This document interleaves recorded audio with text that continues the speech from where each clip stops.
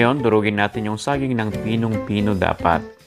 Kung wala tayong nabili na pang mash tulad nito, pwede tayong gumamit ng kutsara para mahiwa lahat at mas madaling durugin yung saging. Pwede rin gumamit ng tinidor at makakatulong din ang sandok at kung ano-ano pa na pwedeng pangdurog. Ang importante, madurog natin ng pinong-pino yung saging. Ngayon, magbati tayo ng 2 eggs. Kahit yung small size lang pwede na. Then, ihalo natin sa saging.